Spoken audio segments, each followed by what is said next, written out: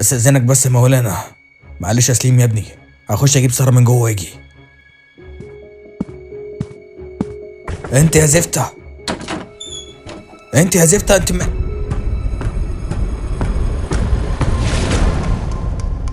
ساره، ساره، لا لا لا، ساره، ليه يا بنت عملت في نفسك كده؟ ليه عملت في نفسك كده؟ ليه موتي نفسك؟ يا بنت عملت في انك تخاف على حد بتحبه وتكون عايز مصلحته، ده اكيد شيء جميل، بس الخوف ليه اصول زي اي حاجة في الدنيا، وزي اي قانون في الحياة. لو اي حاجة حلوة بتزيد عن حدها فاكيد الموضوع ساعتها بيقلب ضرر مش منفعة. زي ما احنا بنحب وبنخاف بطريقتنا، لازم برضو ندي اللي قدامنا فرصة ان هو يعيش بطريقته مش بطريقتنا احنا، لان مش دايما الصح اللي من وجهة نظرنا لازم يكون هو الصح في كل الحالات.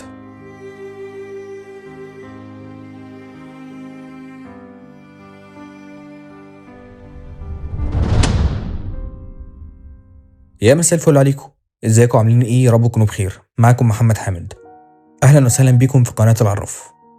جايب لكم النهارده قصة جديدة، قصة من تأليفي، طبعا بتمنى انها تعجبكم، ويا ريت طبعا ما تنسوش تدعموني بلايك وسبسكرايب وتفعلوا الجرس عشان اي قصة جديدة تنزل تجيلك على طول. ومن غير ما اطول عليكم، يلا بينا نخش على القصة.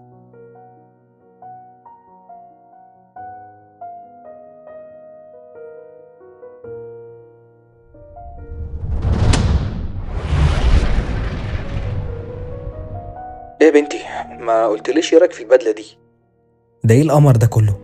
انا متأكدة ان بابا اول ما يشوفك هيوافق عليك على طول من غير حتى ما يسألك ولا سؤال. طبعا، هو انا قليل ولا ايه؟ لا يا اخويا مش قليل، خليك انت كده تتنك علينا لغاية ما تترفض. لا يا ماما، طفي من بقك انت بس ومالكيش دعوه، سيبها على الله. ماشي يا عم، سايبها على الله. المهم قول لي، حفظت اللي انا قلته لك ولا نعيد تاني؟ لا نعيد ايه، ابوس ايدك خلاص كفايه، ارحميني. انت من بالليل قاعده بتحفظي فيا. وماله يا اخويا بقى عشان تحفظ؟ وبعدين يلا سمع لي، هتقول له ايه؟ ده ايه ده يا ربي؟ ده انا لو في حصه عربي مش هتقولي لي كده. اخلص ياض وبطل لماضه. حاضر ما تزقيش بس. بص يا عمي، انا بصراحه كده جاي اطلب ايد بنتك ساره، وانا اصلا بحبها من ايام ما كنا في الكليه مع بعض، وهي زي القمر وزي العسل وزي القشطه وزي بس الله يخرب بيتك، هتودينا في داهيه. ليه بس اوديكي في داهيه ليه؟ هو ايه اللي ليه؟ هو ده اللي انا حفظته لك امبارح؟ طب ما انت عارفه ساره ان انا ما بحبش اكدب، وبعدين مش عايز ابدا حياتي معاكي على كدبه. يا اخويا ما تبداش على كدبه، بس ابداها ان انا وانت نتقتل مع بعض ان شاء الله. والله بصي، هو انا لو هتقتل معاكي وندفن في نفس التراب فانا موافق. ابوس ايدك، بطل لماضه وارحمني، هتودينا في داهيه. انت لو قلت الكلمتين دول لبابا بجد هيرمينا انا وانت من البلكونه. ابوس ايدك، ركز واحفظ اللي انا قلتك عليه. ماشي يا ستي، عموما سيبها على الله، انا كده حافظ ومتقلقيش، مش هوديكي في داهيه. لا تقلقي، ثقي فيا، انت عمرك مشيتي ورايا وندمتي؟ يا محمود كتير قوي بصراحه. طب خلاص بقى، ما جاتش على المره دي، اقفلي بقى.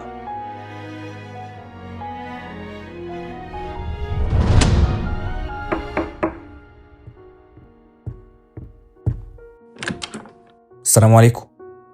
حاج عثمان، ازاي حضرتك؟ عامل ايه؟ وعليكم السلام ورحمه الله وبركاته. اتفضل يا ابني، تعالى.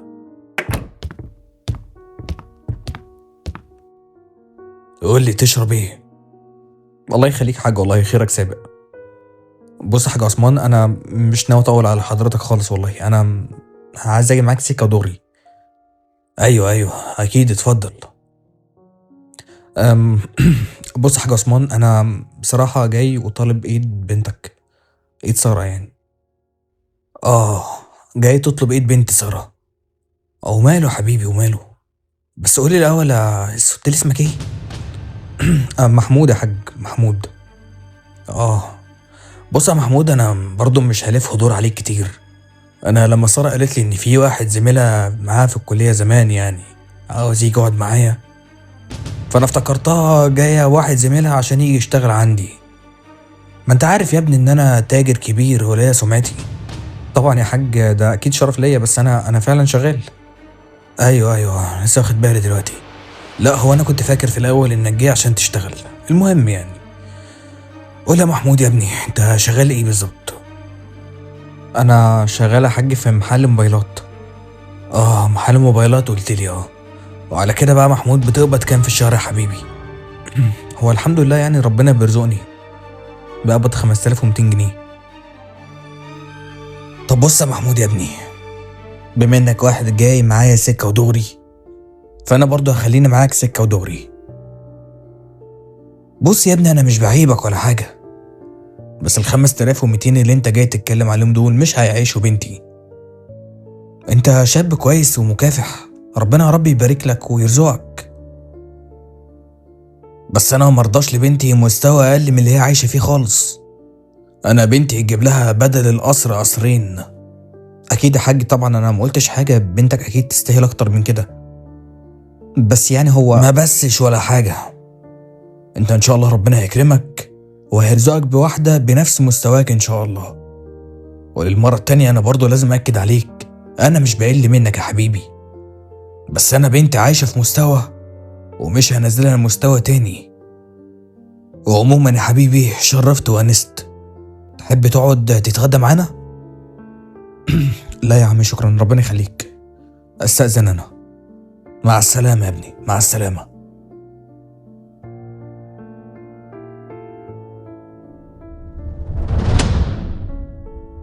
انا عايز اعرف دلوقتي، انت ازاي بتفكري تكدب على ابوكي؟ عايزة تفهميني انك ما كنتش عارفة ان هو جاي يتقدم لك؟ يا بابا لو سمحت، ايه ده؟ وفيها ايه يعني ما يجي يتقدم لي؟ في ان هو مش من مستوانا، ومش ده الشخص اللي انا هعيشك معاه واتجوزك ليه. وماله يا بابا؟ على فكرة محمود شاب محترم جدا، وشاب مكافح وبيجري على اكل عيشه. سارة، انا كلامي خلصان. ومن ناحية الجواز، فسليم ابن الحاج رجب جاي تقدم لك وانا وافقت. وافقت؟ يعني ايه وافقت يا بابا؟ يعني انا ماليش رأي ولا ايه؟ لا مالكش رأي. ومن امتى ان شاء الله بناخد رأي البنات في الجواز؟ يا بابا يا حبيبي، ابوس ايدك افهمني، انا سليم ده مش هينفع اتجوزه. وايه بقى اللي مش هينفعه؟ شاب كويس ومن نفس مستوانا، وهيحافظ عليك وعلى فلوس ابوكي. وابوه الحاج رجب تاجر كبير في السوق، يعني حالهم من حالنا. فايه بقى اللي مش هينفعه ان شاء الله؟ عشان انا مش بحبه. بكره بعد الجواز هتحبيه. لا مش هحبه، عشان انا بحب محمود. الظاهر ان الدلع اللي انا دلعتهولك من ساعه ما امك ماتت خلاكي تنسي نفسك وتتجوزي حدودك.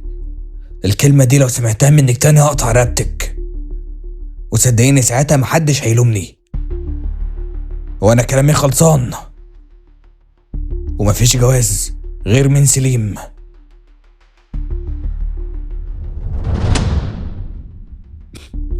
وبعدين يا محمود هنعمل ايه؟ انا مستحيل اسمع كلام ابويا، انا بحبك انت ومش هتجوز حد غيرك. وانا ساره مش هخليكي تتجوزي حد غيري، حتى لو هتقف على موتي. انا بحبك، ما اقدرش ان انا اعيش مع واحده غيرك، ولا اقدر اتخيلك في حضن حد تاني غيري. طب هنعمل ايه؟ انا مش عارفه، انا بحاول اقنع ابويا وهو مش مقتنع، هو خلاص منشف في دماغه خالص. مش عارف يا ساره، بجد مش عارف، بس اكيد هنلاقي حل.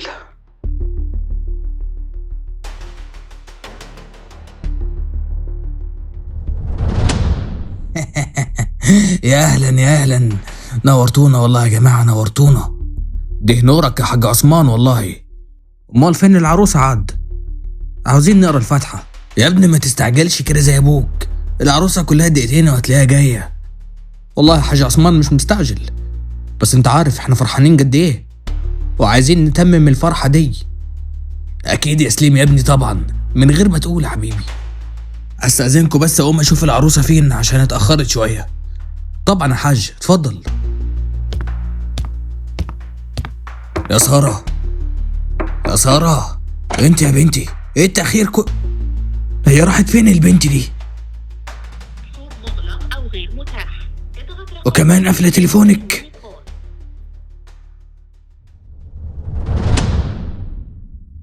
محمود انا خايفه، محمود انا خايفه وحاسه اللي انا عملته ده غلط.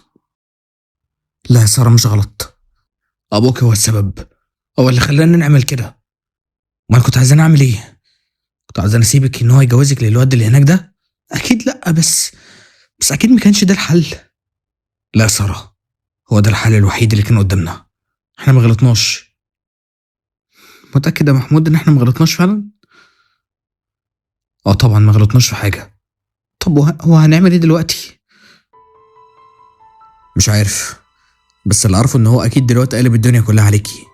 يا نهار اسود ومنيل. طب وبعدين انا هبات فين النهارده؟ ايه اللي سوده بس يا حبيبتي؟ انتي هتباتي هنا؟ هنا ده اللي هو فين معلش؟ لا بقول لك ايه، فتح دماغك معايا، هتباتي هنا في البيت بتاعي. ده اللي هو ازاي انا محمود؟ انت بتستعبط؟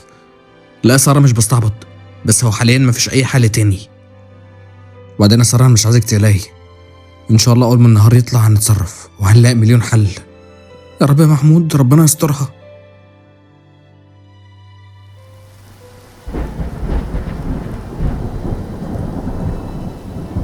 محمود ايه الصوت ده؟ بس ما تخافيش، ده صوت البرق، الجو شكله هيشتي.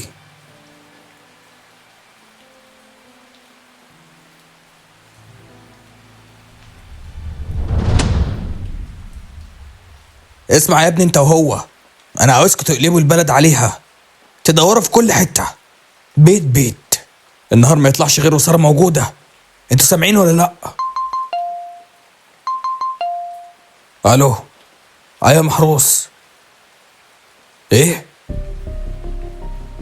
شفتها فين؟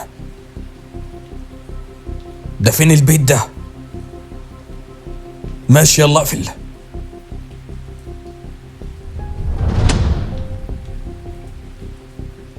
سارة. ايوه محمود. بصي انا هسيبك تنامي براحتك. طب وانت هتروح فين؟ انا هطلع سهر في البلكونه. بلكونتي يا محمود في الشتاء ده هتلاقي دلوقتي الجو ساقع بره جدا. لا بقولك ايه، ما تشتريش همي، وهو برضه عشان اشوف الدنيا، عشان لو في اي حد جاء او حاجه حصلت اكون واخد بالي. طيب خلي بالك من نفسك، متقلقيش انتي، يلا روحي انت نامي شويه.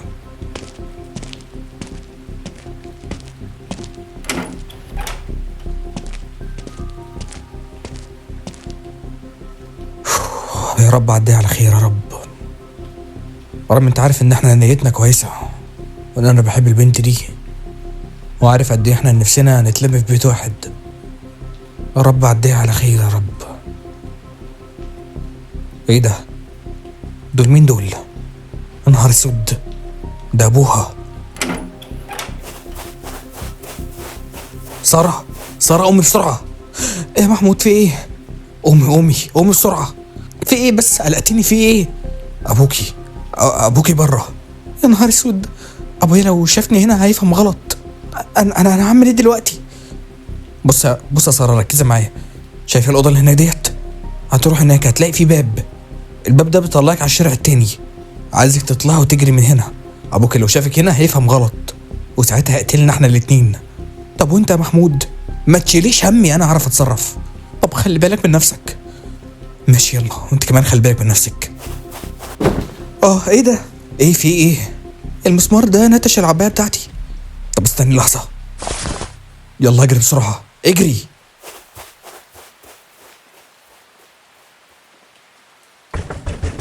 ايوه مين؟ ايوه بالراحة جاي. حاج عثمان، نورت يا حاج، اتفضل. انا مش جاي اتفضل.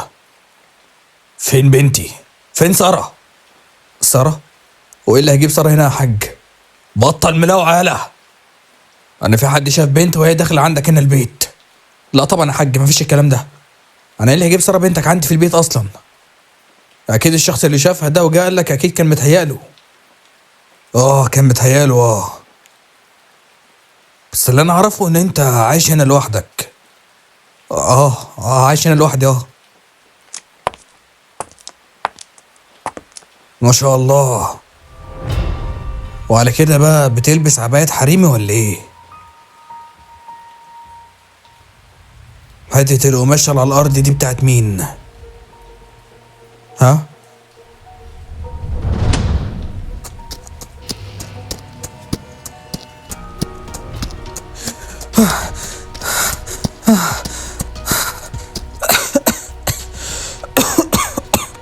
ربنا يستر يا رب ويعدي على خير. ايه ده؟ الصوت ده محمود. وبعد ما الحاج عثمان افتكر ان بنته سارة ضيعت شرفه، ساعتها قتل محمود. وقتها ما كانش عند سارة اي اختيار تاني غير انها تهرب، لان فكرة الرجوع دلوقتي بقى فيها دم. وفعلا هربت سارة من القرية بتاعتهم، وفضلت ماشية تحت الهوا والمطر في عز الليل ناحية قرية تانية كانت جنبهم، يمكن تلاقي حد يساعدها. يا رب، طب انا هعمل ايه دلوقتي؟ انا مش عارف اعمل ايه. يا رب. لو سمحت يا استاذة، اتفضلي تحت امرك. هو مفيش هنا اي شقة بس ممكن اجرها ليلة بس ابات فيها النهارده لغاية بكرة الصبح؟ وماله غبلة وماله، انا عندي هنا شقة قريبة ممكن تيجي تباتي فيها لغاية بكرة الصبح ومن غير ايجار كمان. بس قوليلي الحلوة جاية منين؟ ايه لا انت حضرتك فهمت غلط، انا بس عاوز شقة ابات فيها بس النهارده مش اكتر يعني. يا استاذة انت خايفة كده ليه؟ وانا اكلك ولا ايه؟ لا لو سمحت ما تقربش. يا نسا ما تخليكي حلوة كده واهدي شوية، ده انا بقولك عندي شقة تباتي فيها. لا شكرا انا مش عاوزة حاجة. لا ما هو مش بمزاجك. في ايه يا اخ انت؟ في ايه؟ يا استاذ حد يكلمك؟ بقولك ايه، توكل على الله من هنا امشي. ماشي يا عم بالراحة، انت شكلك يا بت مالكش في الباد بوي. يا استاذ مالك انت كويسة؟ انا الحمد لله كويسة. شكرا انك مشيت الراجل ده. لا عادي ولا يهمك، بس انت ايه اللي مطلعك في الوقت المتأخر ده اصلا؟ بعدين ما انت شايف الجو عامل ازاي؟ معلش والله انا مش من هنا اصلا، انا اصلا كنت بدور على شقة ابات فيها النهارده. لا حول ولا قوة الا بالله. طب انت فين اهلك طيب، ولا انت منين؟ انا من بلد بعيدة قوي، مش من هنا خالص، واهلي كلهم متوفيين. لا اله الا الله. طيب استني. بص يا بنتي، هو انا معرفش حد هنا ممكن يأجر شقق، بس انا في ست طيبة اعرفها عايشة لوحدها في البيت، اسمها ام عبد الرحمن. ممكن نعدي عليها كده نشوفها، ولو تعرف تبيتك عندها النهارده عم تشوف هتعملي ايه. تمام. يا ريت والله، يبقى كتر خيرك. طيب يلا تعالي ورايا، يلا عشان الجو بيشتي جامد.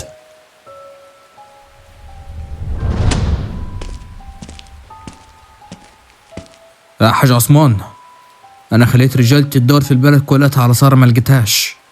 هتكون راحت فين يعني؟ اكيد راحت في اي بلد من البلاد اللي جنبنا. معلش يا سليم يا ابني، خلي رجالتك تدور في البلد اللي حوالينا، ممكن نلاقيها. حاضر يا حاج عثمان.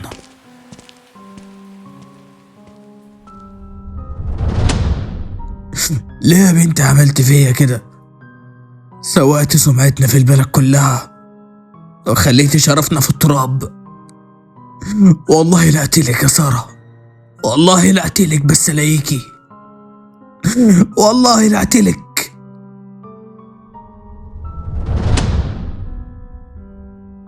سليم يا ولدي. ايوه يا ابوي، انا مش قادر افهم انت ليه شاغل دماغك بالبنت دي بالذات بعد اللي عملته. يا ابوي اوعى تكون فاكر اني عاوز اتجوز سارة عشان سواد عيونها. سارة دي بالنسبة لي مصلحة. انت فاهم يا ابوي يعني ايه اناسب الحاج عثمان؟ ده تاجر، ومش اي تاجر، ده تاجر معروف في السوق كلاته، واحنا يا ابوي تجارتنا محتاجة واحد زي ده. ايوه ولدي، بس البنت بنته بقت معيوبة. بالعكس يا ابوي، انا دلوقتي لو وافقت اتجوز بنته راح اكون في عيون الحاج عثمان ان انا سطرت بنته، يعني الجوازة دي مش هتكلفنا اياته حاجة. وانت عارف يا ابوي البنت المعيوبة جوازتها بالرخيص، ده غير ان وقتها اي حاجة هطلبها من ابوها راح يوافق على طول، ودي مصلحة يا ابوي، مصلحة كبيرة قوي. ايوه فهمتك يا ولدي. طب وانت هتعمل ايه دلوقتي يا سليم يا ولدي؟ شوف يا ابوي، انا بعت كل رجالتي للبلاد اللي حوالينا، وخليك كل واحد فيهم معاه صورة لسارة، ويسأل عليها في كل البلاد، ونبهت عليهم أي حد يعرف أي حاجة يجي يقول لي أنا، عشان أروح أجيبها أنا بنفسي. والله ينور عليك يا ولدي، زين ما ربيت.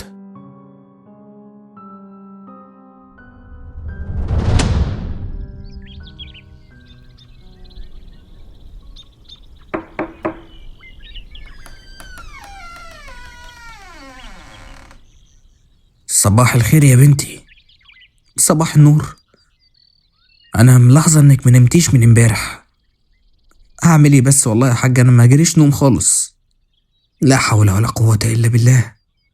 طب قومي يا بنتي، قومي تعالي نفطر، واحكي لي كمان إيه اللي حصل لك بالظبط، يمكن أقدر أساعدك.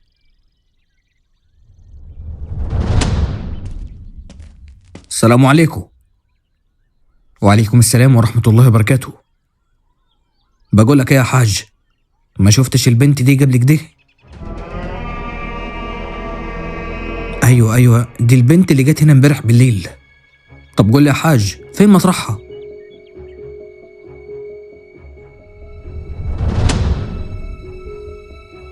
وبس ده اللي حصل.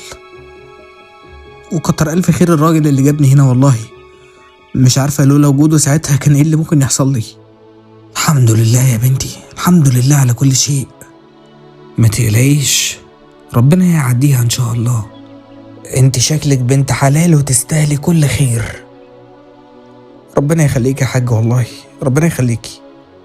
بص يا بنتي، انا هنصحك نصيحة لله. انت هتطلعي على اقرب مركز لينا وتروحي تقولي هناك كل حاجة. وكمان لو كانوا قتلوا الواد اللي انت بتقولي عليه، ساعتها اللي قتله هيتعاقب، لان محدش فيهم مسكك متربسة ولا حاجة عشان يقتله. ده غير كمان يا بنتي ان ابوك عايز يجوزك بالعافية، وده شرعا وقانونا غلط. مشكلتنا يا بنتي ان احنا لسه فينا نفس العقلية دي، العقلية اللي لا يرضاها دين ولا عقل، ان احنا نقلل من شأن البنت لدرجة ان احنا حتى بنفكر ونقرر هي تتجوز مين وهتعمل ايه وما تعملش ايه. والمشكلة الاكبر ان بسبب العقليات دي ياما مشاكل كتير حصلت، وياما ناس اتظلمت، وياما دم سال بسبب الظلم والافتراء. لو كل الاهالي كان عندهم استعداد انهم يسمعوا ولادهم، يشوفوا هم عايزين ايه ومش عايزين ايه، ما يفرقوش بين الراجل والست، ده ليه حقوق ودي ليها حقوق، كان زماننا في مكان احسن من كده، وكان زمان مشاكل كتير جدا ما حصلتش. لكن هنعمل ايه؟ اكيد ربنا ليه حكمة. وصدقيني يا بنتي، على قد ما تصبري، على قد ما ربنا هيديك اللي هتتمنيه، وعلى قد كمان ما هيعوضك خير. اصبري يا بنتي، اصبري واحتسبي عند ربنا. ونعم بالله، ونعم بالله يا حاج.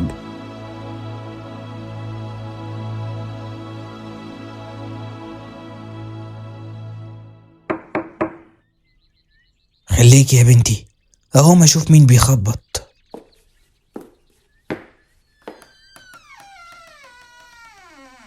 ايوه، مين؟ السلام عليكم. فين سارة؟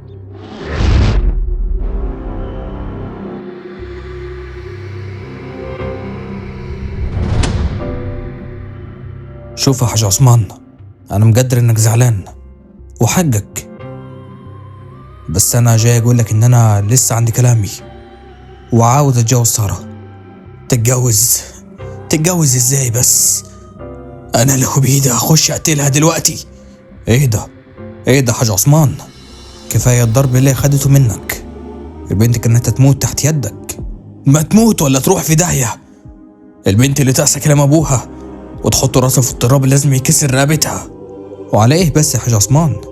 ونجيب لنفسنا الفضايح ونخلي كمان اللي رايح واللي جاي يتكلم علينا ولا ايه؟ انا زي ما قلت لك، انا لسه شاري بنتك وعاوز اتجوزها واستر عليها كمان. وبعدين بكفايه ان الحاج عثمان هيكون حماي. وانت ذنبك ايه بس يا ابني؟ ذنبك ايه تاخد واحده معيوبه زي دي؟ وعموما انا موافق، واللي انت عايزه تؤمر بيه. ما تقولش كده يا حاج عثمان، انت هتتشال فوق الراس، بس هيكون في شوية تغييرات بسيطة. تغييرات في ايه بالظبط؟ يعني يا حاج عثمان في المؤخر والذهب وحاجات كتير. عموما يا حاج عثمان ان شاء الله يوم الاربعاء الجاي هجيب ابوي ونقعد نقرا الفاتحة ونلبس الدبل. ان شاء الله الاسبوع اللي بعده على طول هيكون كاتب الكتاب. وانا شايف ان من وجهة نظري ان ملوش اي 30 لازمة ان احنا نسوي فرح، هو يدوب كاتب كتاب وحلو كده.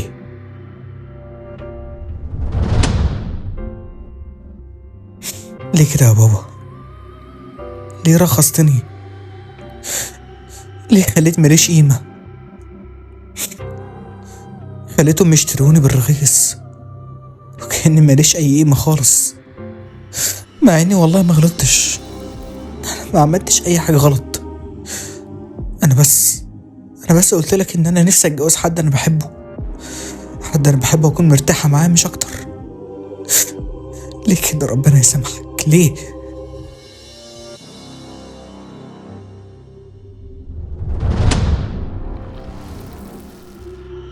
ألف مبروك، ألف مبروك يا سليم يا ابني. الله يبارك فيك يا حاج عثمان، ربنا يا ابني يتمم لك على خير ويسترك دنيا وآخرة يا رب يا حاج يا رب. السلام عليكم ورحمة الله وبركاته. وعليكم السلام ورحمة الله وبركاته. ورحمة الله. اتفضل اتفضل اتفضل يا شيخنا. بسم الله الرحمن الرحيم. طيب أنا الأول محتاج بطاقة العرسان. اتفضل يا مولانا اتفضل. اتفضل يا مولانا، ودي بطاقة بنتي. طيب بسم الله الرحمن الرحيم، توكلنا على الله. حضرتك العريس مش كده ولا ايه؟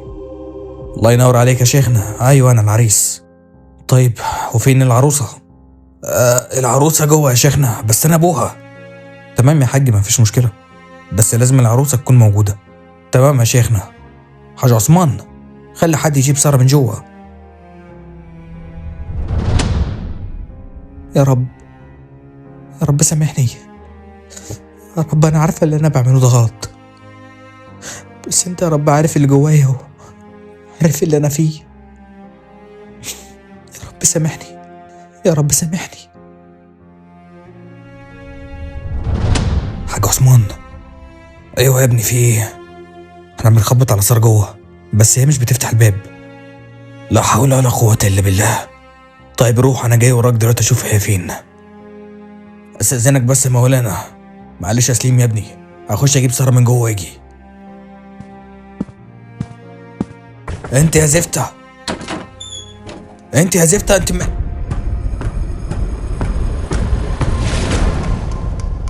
سارة سارة، لا لا لا، سارة سارة سارة، ليه يا بنت عملت في نفسك كده؟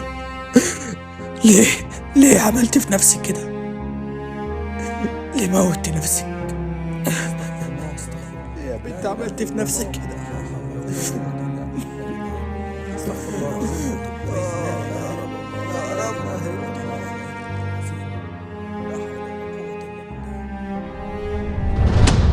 ويومها قطعت شراييني وخلصت من الدنيا واللي فيها. انا ساعتها مت والحقيقة ما كانتش بانت. مت وانا مظلومة، مت وانا متهمة في شرفي، بس كان عندي امل ويقين في ربنا انه يكشف الحقيقة في يوم من الايام، يكشف حقيقة الظلم اللي ممكن كتير قوي بيتعرض له من بنات الصعيد.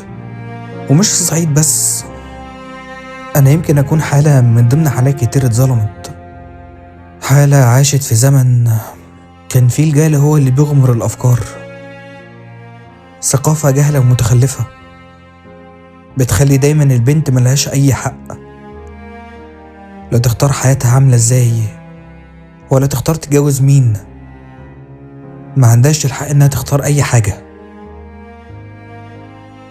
يمكن اكون انا واحدة من 1000 واحدة اتظلمت في المجتمع الجاهل ده، بس يمكن ربنا حب ان هو يكشف الحقيقة وان موتي ما يروحش هدر،